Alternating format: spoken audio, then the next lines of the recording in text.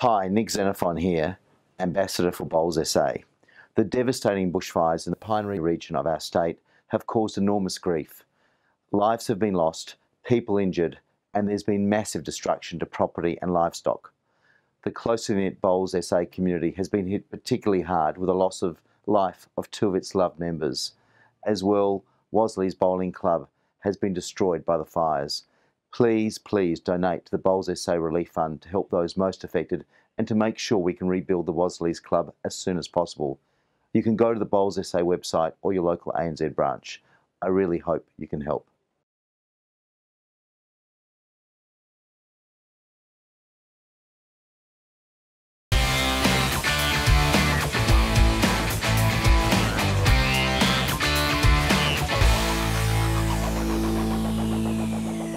And thanks for joining us again for another episode of Bowls Exposed.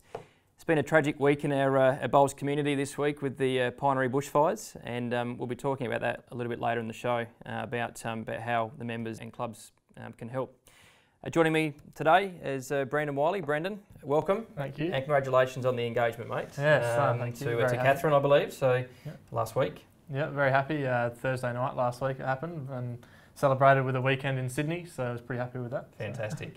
And Jess Alvaro. Jess, welcome back. Thank you. Happy to be here. And look, coming up on this week's show, some really exciting guests, guys. We're talking to Bowls Australia board member Melanie Jones, and also talking to our very own Adelaide Endurance player Kleinig. We'll also feature the Get Bowled Over launch at Port Noarlunga, which happened last Friday night. And we'll also be looking at your Facebook comments. We received 2 or 3 of those during the week, so we look forward to just touching on them very briefly as well. But first we'll head to the feature club of this week, which is Port Noarlunga. They're very successful this year in the Bowls SA Awards night. So I'm going to speak to Brian Morden, who's the president down there, and a few of the volunteers and members as well.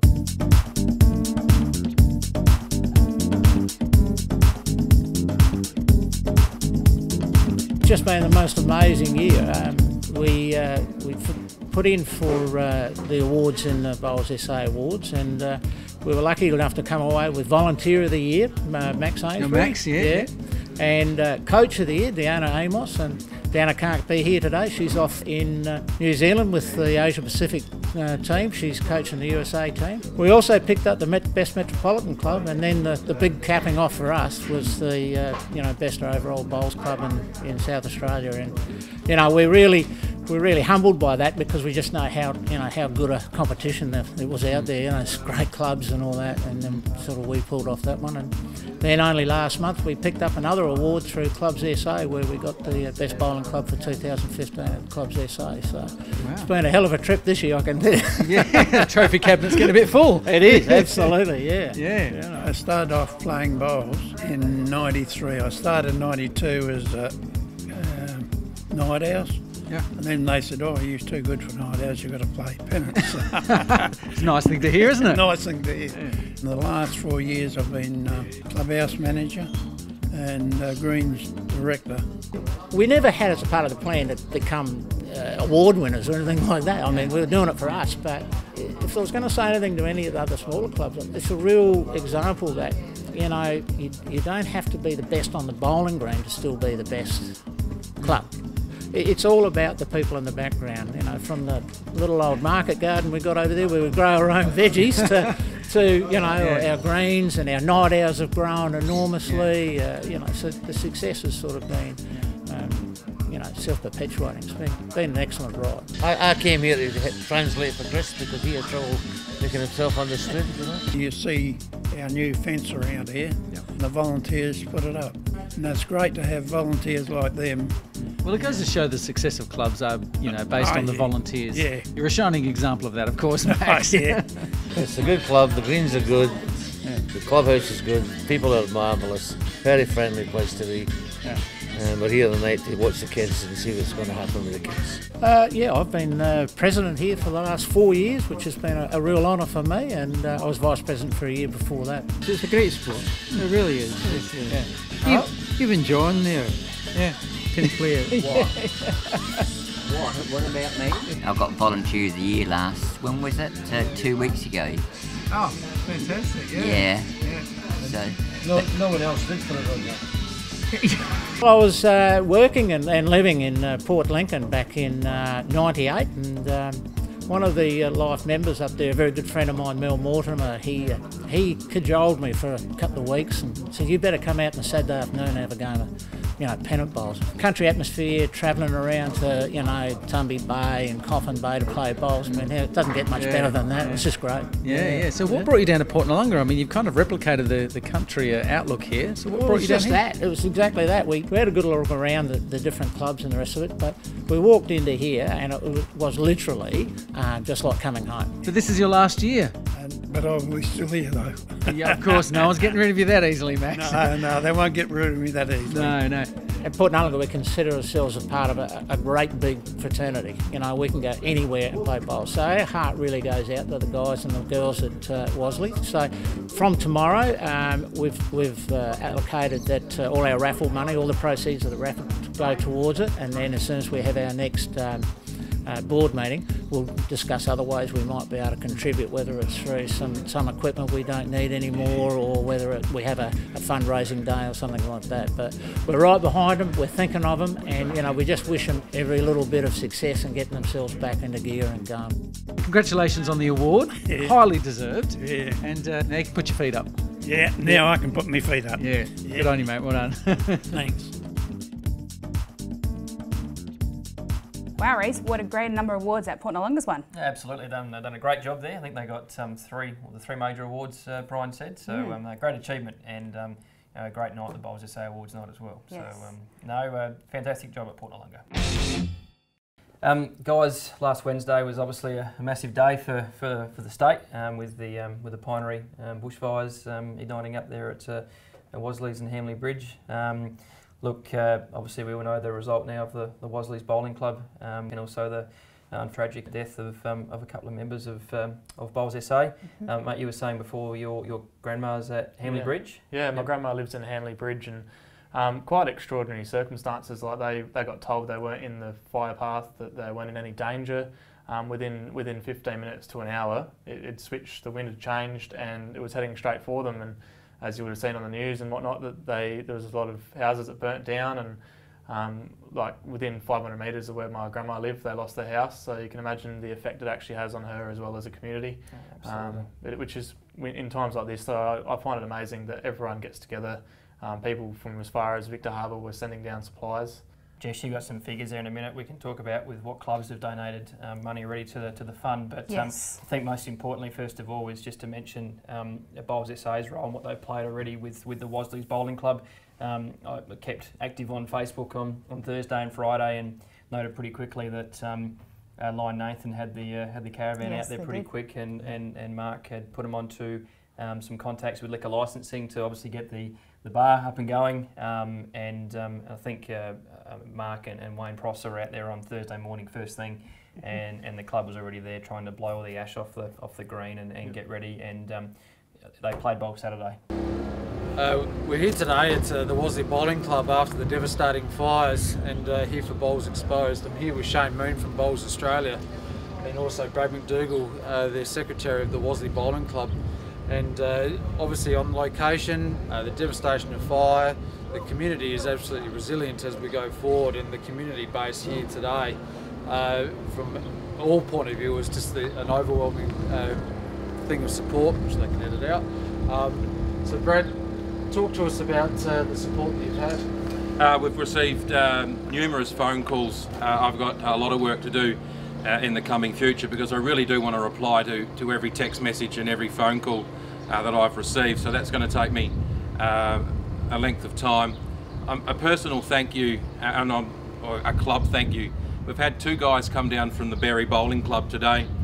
We've got no electricity here. They've brought their own power generator, they've brought their own equipment, and are doing our green for us. And it truly is the bowling fraternity. We're a wonderful breed of people. And for those clubs who are looking to donate towards the cause and rebuild the Wasleys Bowling Club, is there anything in particular that you might be looking for in donations that they could provide? We've got a meeting tomorrow with the Board of Management and our insurance company.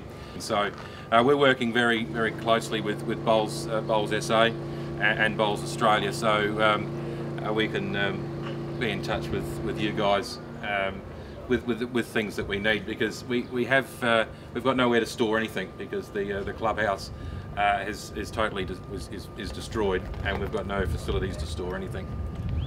So talk to us, Brad, about obviously the bowling club is destroyed here and now, but your members personally, there's been some personal effects there as well. We've had 2 of our members lose their house in Roseworthy. Unfortunately, they've only just moved into their rental property and not fully insured. So there's a huge burden there upon them.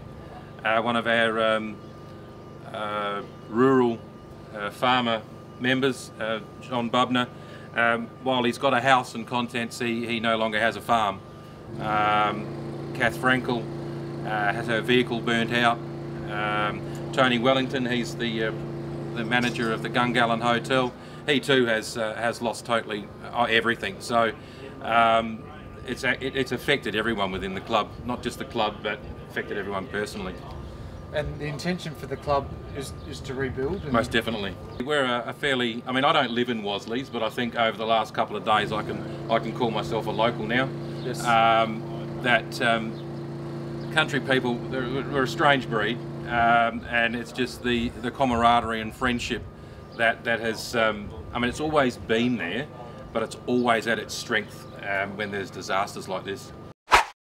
The Bushfire Relief Fund, we've been told it's about $7,000 already been raised, with Bowls Australia putting in $1,000 and Brett Wilkie's Club Helensvale putting in $2,000, which is great from the people up in the Gold Coast. So we say thank you to them. Absolutely. And then there was about $2,500 from just general people donating, which is fantastic. Small clubs on the island, Kangaroo Island, like Pandana and Kingscote, just $1,000 alone from their Saturday raffles, which is fantastic, goes into that fund. So I know my club walked around on Saturday and sold raffle tickets. Yep. I know you're away, but no doubt Marion would have. Yeah, we had the.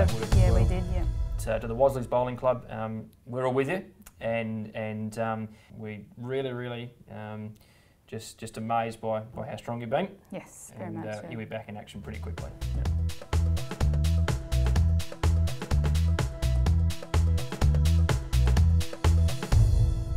Joining us here in the studio is all-round good bloke Max Kleinig, as Reece just told me to say, and also APL Adelaide Endurance representative. How you doing, Max? Yeah, good mate, good. That's good. So APL, what was it like nerves-wise when you're putting your first bowl down on not only the TV rink, but maybe even on the outside games that we don't see beforehand? So. Yeah, the outside games weren't too bad. Not quite as much pressure, only a couple of people watching and all that. But yeah, the first night I was packing my dacks a fair bit. I was pretty nervy, and the first 3 bowls came out good, so that was good. Yeah. What's your main tactic, I guess, when it comes to nerves? Have you ever been taught anything by anyone in particular that could calm you down?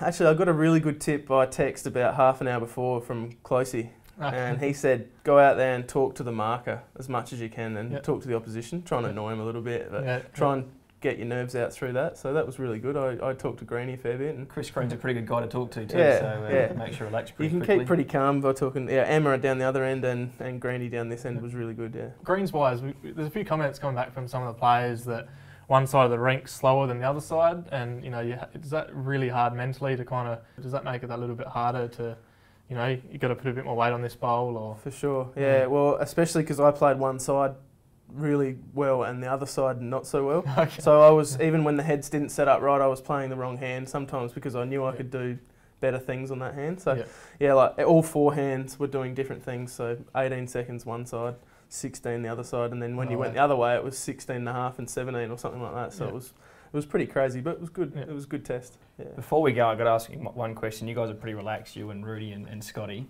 Tell me what your thoughts were when you opened the boot that morning and Tholborn's bowls aren't in there.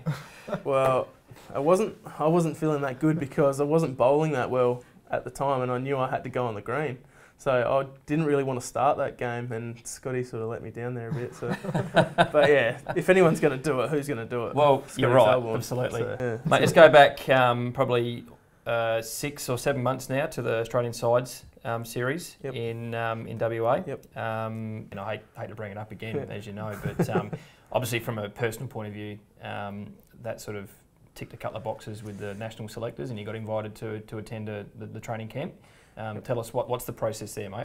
After we beat New South Wales the night before the ACT game, Glass came up to me and said, look, make a call to your partner if you have to and whatnot, and see whether you're interested in coming back. So I rang Jenna straight away and said, look, I've got a chance to be in the squad if I can get through the next trial, and she was pretty happy with that, so we went ahead with it. So yeah, that brought us to Tugun, the camp at Tugun before Australian Open. That was an amazing camp. We played against Hong Kong in a couple of games, and yeah, that was awesome. Pretty physically demanding? Yeah, it was pretty rigorous. That we were playing.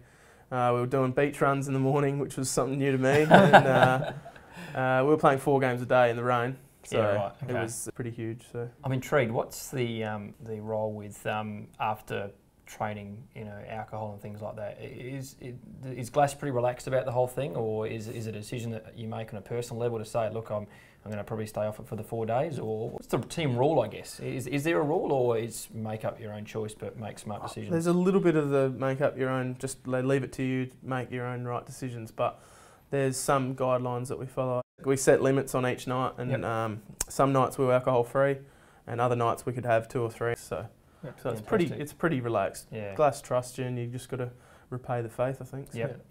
So go over from the Australian Open, we then go to the training camp in New Zealand. It's a 10-man squad, and from there they pick the 5 who are away right now. How'd you feel coming out of that? Really nervous going into it, because I'm sort of the new guy, and there's a couple of us new, but they're all good blokes, and they really made me feel welcome. It was really good, and because we got to play against some of the regions over there, so we got to, I was sitting in the middle of a triple one day. It was Sheriff, me, and Rudiger. So it was pretty relaxing. Yeah, and then a 4 one day I was leading, and they had Aaron Sheriff skipping, Casey third, and Brett Wilkie too. It was pretty nice. So I was pretty relaxed with that. It's a bit different to a normal Wednesday. Yeah, the standard was a little bit higher. Yeah. But look, no, thanks for your time, mate. Really appreciate joining us on Bowls Exposed, and we'll catch you again soon. No problem. Cheers. Thanks, boys. Guys, a bit of an interesting episode last week. We spoke to the guys down at Clarence Gardens, and had a few Facebook comments come in following that. So great. Which is fantastic, and we really thank our viewers for giving us some feedback.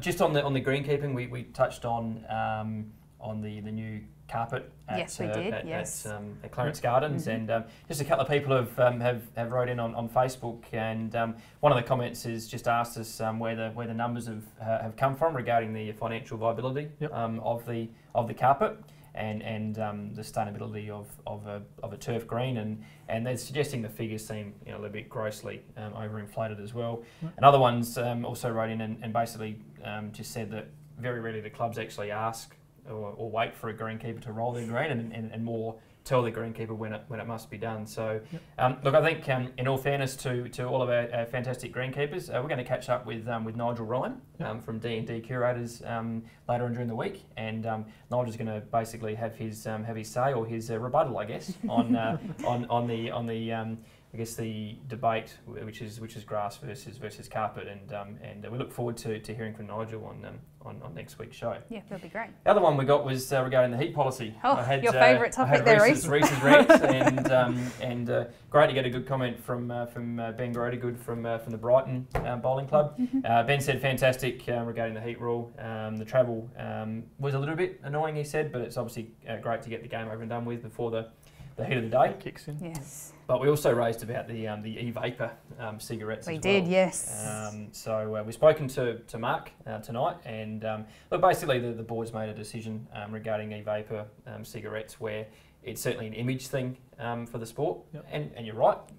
I wouldn't want my kids walking in and seeing everyone smoking e-cigarettes. So it's a good image to say, well, if we're not smoking cigarettes, we're obviously not smoking cigars, we're not smoking pipes or anything, so let's not smoke e-cigarettes as well. I think that people could still use them and go walk over to where the designated smoking areas are in their clubs and still use an e-vapor. So Many smoke e-vapors at your club, or you've no, seen many? I haven't seen any. No, I've only seen the normal tobacco smokes. No. There's obviously some health benefits, I'm presuming. Yeah. I'm not a smoker, so I don't really know. But no, look, it's a decision the board's made, and obviously I support that, and I think most of the clubs support that as well, which is good. So we thank Ben for his comments, and also thank Roger Ward and Kelly Ray for their comments regarding the greenkeeping. Yes. And as I said, we'll catch up with Nigel on Friday at Hawthorn, and he'll be on next week's show. Beautiful. Look forward to that. Yes. It'll be an interesting little interview, I suggest.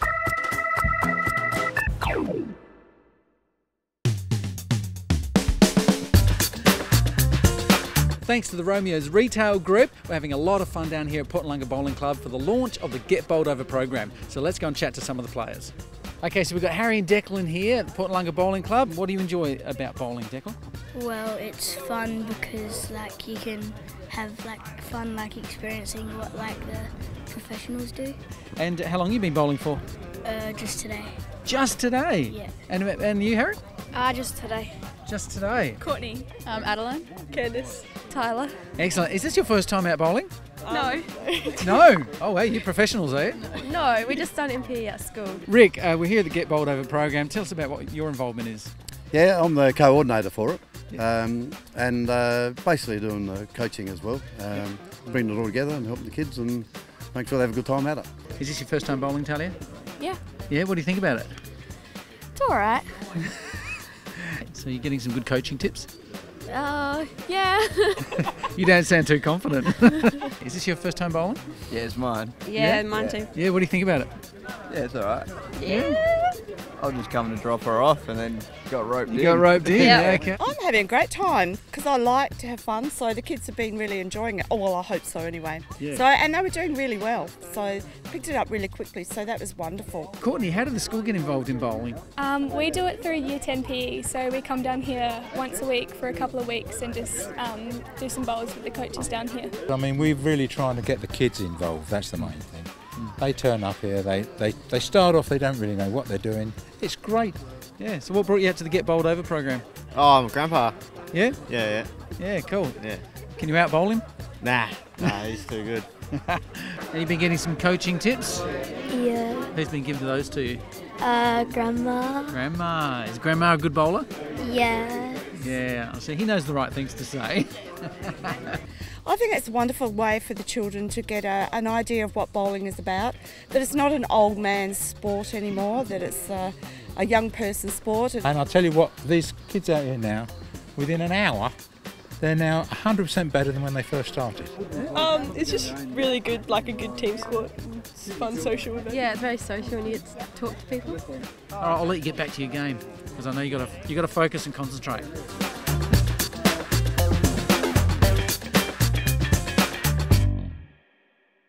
Brendan, we're now delighted to have with us Melanie Jones, Bowls Australia board member and 5-test cricketer for the Women's Australian cricket team, I believe. Yeah. Thanks for joining us, Mel. Thanks a lot for having me. No, nice to be here. First of all, I did some research today and I thought I'll have a look and see what we've got to talk about, and I was impressed to see ton on debut against the Poms in England. Tell us about that first of all. Well, it was a road. It was basically like this table. No, the ball was seaming around. It was really hard 100. Oh, look, it was fantastic. It was first Ashes tour for the Aussie girls, and it's the tour that everyone wants to get on. And it was the first time you get to pull on the baggy green as well, which is almost exactly the same as the guys. It's a slight different coat of arms. Yep. So you get to pull that on. You're playing against England, and you're thumping them too. So it's all very good. So you go from cricket, and all of a sudden you're a member of the board at Bowls Australia. It was more Eugenie Buckley who was on the board at that time, and we'd met 2009 Women's World Cup in Sydney. She was running that event, and I was doing media for it with the ICC. So we bumped into each other in Brisbane through sort of sporting stuff, and about 12 hours later I got a call saying, you on a board at the moment, would you mind jumping on board? Fantastic. And my grandparents played. They were with Rutherglen Bowling Club in country Victoria. Yep. So I sort of grew up following my pa down to the bowls club. He was the local plumber and helped out. So sort of been in and around bowls as a kid. Yep. And it sort of just touch-pointed with me throughout different parts of my life, and I thought it was just a nice little fit at the time. Oh, fantastic. You had much of a go yourself with bowls? Or? Yeah, a little bit, because of my grandparents playing. You'd always have a bit of a muck around down there. Done of course the old hens nights and all those sorts of things at clubs as well. One of the sayings, I've got the worst memory ever, but one of the sayings that always sticks with me with my grandmother, and she was a very straight down the line kind of woman. But she said, if you're going to remember anything in bowls, Mel, she said, if the wind's in your face, you give more pace. If the wind's up your arse, you give more grass. So it's always stuck with me. I don't know if we're going to have to cut that out or not. I've never heard that before. That's fantastic. I might, so there you go. I'll use that on the weekend. Well, Brendan plays at the windiest club in Adelaide, so you can certainly use the wind bit quite well. Well, Mark and I were talking before, and we were thinking about potentially the APL coming to Adelaide for the next 3 years and setting up a temporary rink inside the Adelaide Casino. Yep. What are your thoughts on that? What do you think? Love it again, because it's taking the sport to the people. We've spoken about that in Melbourne with women's sport a lot of the time, is rather than trying to get people to come to your stadium if they don't know where it is or what's going on, just take the sport to where the people are at. And I think concepts like, come back to beach volleyball at the Sydney Olympics, you know, they took it to Bondi Beach and they built it, you know, it's almost like Field of Dreams, isn't it? You know, build it and they will come sort of thing. Yep. The crowds there, all that sort of stuff was absolutely brilliant. And Natalie Cook and Kerry Potters are household names, aren't they? Pretty much, you know, they certainly did the job for us. So I think you've got to change a few things up, and it's probably, again, the platform in which you can do that. Yep. Women in sport, we're talking before about Ellen Ryan. Yeah, Ellen Ryan, I believe they went along with her to nominated by Bowls SA for a scholarship. Yeah. She's a mentor for a year. She certainly does, and she couldn't have picked a better one, I think, in some ways. Yeah. Mind you, I'm not too sure what Dawn Fraser could teach her. Stealing flags and all those sorts of things, or acquiring a flag. And there was 8 scholarships up for grabs, and Ellen was one of them. And it basically means she gets Dawn Fraser as a mentor for 12 months. So she can touch base with her at any point in time and talk through, you know, a variety of different things in relation to sport and life and all those wonderful things. It's so good to see you know, a girl of Ellen's age just doing so well. Yeah, look out. No doubt she'll set her sights on maybe Commonwealth Games in a couple of years' time up north. So, Gold Coast would be nice. Absolutely, absolutely. Well, Mel, thanks for your time. Pleasure. It's great to have you on board, and look, you're doing some great things at Bowls Australia from all reports, and from Bowls Expo's point of view. Thanks for your time again, and hopefully we'll talk to you again soon. There we go. Sounds good. Thanks a lot, guys. Cheers. Ian Cox. Ian, you were talking to Reece and I about regional management of bowls and talking of creating a regional-based management and removing the administration away from Bowls SA. You want to walk us through that? Yeah, well, it appears to me that a restructure of the regions in the metropolitan area would be a good idea.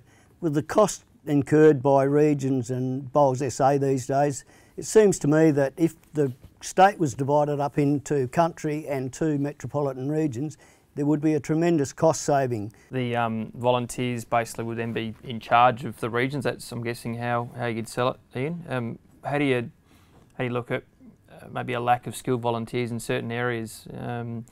Training would be needed, I guess, to administer the sport to the professional level we want, or? I guess that if you look at a club structure, most clubs have got qualified people. They've got engineers and farmers who have looked after their various industries and lawyers, so forth, in clubs that seem to manage their own way. If you have got the metro area divided up into 2 groups, there I would think be ample people qualified to run the region and manage it successfully. You know, one of the things previously in the show, and we spoke about though with volunteers, is, you know, clubs can always do with more. So we have a myriad of bowlers in there, and, you know, at various stages of their bowling career, but not everyone's ready to put their hand up for different reasons, whatever else. One of the things we did speak about off camera was the fact that if you're putting up one region versus another, and that strength base of those volunteers, would you have the potential for crippling a region that then might not come back from that? Because one of the things we've got at the moment is an overriding umbrella of Bowls SA. I guess the sport would be overridden by Bowls SA as it is now without the direct influence. I mean, if there was something wrong, there's always Big Brother up there that would come in and perhaps guide you down the track. One of the things that happens at grassroots level, people are always complaining, oh, blow Bowls SA, they've made another rule, it's Big Brother all the time. If the decisions are made at the region, then there's no excuse. The region made the decision and they live and stand by their own decisions. The fact of the matter is that the blame's got to go somewhere, and unfortunately it goes to the top part which in more often than not, it's actually not warranted. And you're dead right. Put the control back at the grassroots level. Yep, make them accountable for the decisions they make. Absolutely. We've got Bowls Exposed Facebook page. Jump on that. Give us your comments. Do you think that we need to break this down to a regional level, to a grassroots level?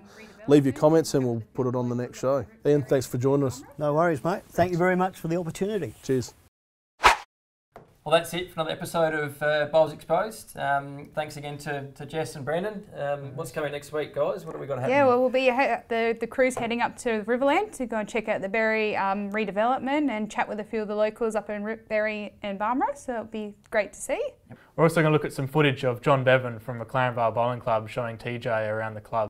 We're also talking to Perth Suns APL head coach Wayne Turley. Don't forget to like our Facebook page and subscribe to the YouTube channel. More sport and that we can get on there, the better. And we look forward to seeing some comments like we mentioned earlier on. Whatever you like, and you might get a mention on the show. So, thanks again for joining us, and guys, we'll catch you again soon. See you next week.